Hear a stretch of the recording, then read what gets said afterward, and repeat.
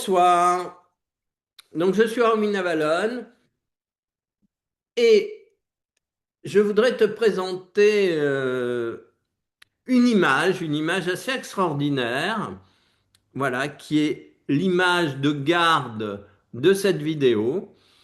Et tu peux te demander de quoi il s'agit, mais qu'est-ce que représente cette image?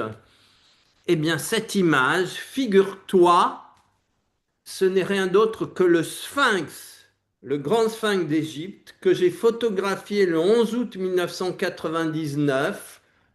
Et cette image est particulière parce que je suis entre les pattes du Sphinx pendant le son et lumière. C'est pour ça que la photo est prise d'en dessous et que tu vois le Sphinx à ce point immense. Euh, Impossible absolument de se retrouver entre les pattes du Sphinx, encore moins la nuit, encore moins pendant le son et lumière. Et pourtant, comme tu peux le voir ici, c'est le cas. Il y a d'autres images du Sphinx avec d'autres couleurs qui seront présentées sur la suite de cette vidéo. Donc, si l'histoire de ce passage entre les pattes du Sphinx t'intéresse, passe sur YouTube. Et vive le Sphinx, et vive l'Égypte, et vive ces merveilleux monuments. Et j'organise un voyage entre le 2 et le 13 septembre en Égypte. Donc si tu veux te joindre à cette expérience incroyable, eh bien merci de me contacter. Merci beaucoup. Voilà, donc, alors, je vais raconter cette histoire. Le 11 août 1999, il y avait l'éclipse solaire qui était particulièrement visible du Caire, enfin d'Égypte. Et donc, j'avais organisé un voyage. On a commencé par le désert du Sinaï. Et le 10 août, on est arrivé au Caire. Il y avait interdiction absolue pour les Égyptiens de sortir de chez eux parce que il n'y avait pas les lunettes disponibles. Et vous savez que pour une éclipse solaire, il faut des lunettes de protection. Et donc les gens étaient soit dans les mosquées, soit chez eux. Et nous étions seuls, absolument seuls à ce moment-là, à regarder l'éclipse devant la grande pyramide. À ce moment-là arrive un journaliste du journal El-Aqsa qui se promenait, qui essayait de voir s'il n'avait pas un sujet pour le journal du lendemain. Nous avions des lunettes en plus. Il est resté avec nous. Et à la fin de la conférence, de la, à la fin de l'éclipse, il m'a demandé qu'est-ce que vous êtes venu faire ici? Qu'est-ce que c'est cette histoire? Qu'est-ce que c'est que ce groupe? Voilà. Et le lendemain, il y avait donc le 12, le 12 août, il y avait en première page du journal El-Aqsa, d'un côté les rues du Caire vides, de l'autre les mosquées pleines, et au centre, il y avait notre groupe avec les lunettes qui regardait ben, l'éclipse. Et puis il y avait l'interview, bon, c'est assez extraordinaire. Comment nous nous sommes... et puis on sort de la zone des pyramides, on va vers le Sphinx, et là un personnage arrive et dit, en anglais bien sûr, est-ce que vous voulez ce soir aller entre les pattes du Sphinx? Bah, imaginez, qu'est-ce que vous auriez fait à ma place? Oui! Alors, je dis à notre groupe, voilà, ce soir, on va entre les pattes du Sphinx, 20 dollars par personne. Alors, il y en a qui disent, c'est un scandale, c'est de la corruption, même, hein.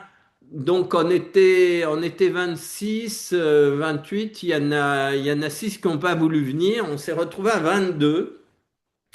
On s'est retrouvé Devant, il y a un petit cimetière devant la pyramide de Mykérinos. On se retrouve là.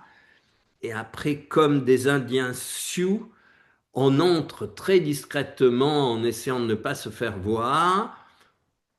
Et à un certain moment, notre guide, celui qui était venu me proposer à la sortie des pyramides, rencontre un militaire, lui passe la moitié de la somme que nous avions versée, et on arrive, et là, on parcourt encore un peu de chemin, puis il dit, voilà, un premier groupe de 11 va venir avec moi, et après je reviens chercher le deuxième groupe. Voilà, donc je faisais partie du premier groupe. J'arrive entre les pattes du Sphinx on était 11. Et là, il me dit, mets-toi là, ça c'est la porte d'entrée vers les souterrains, sous la grande pyramide, les halls d'Amanti.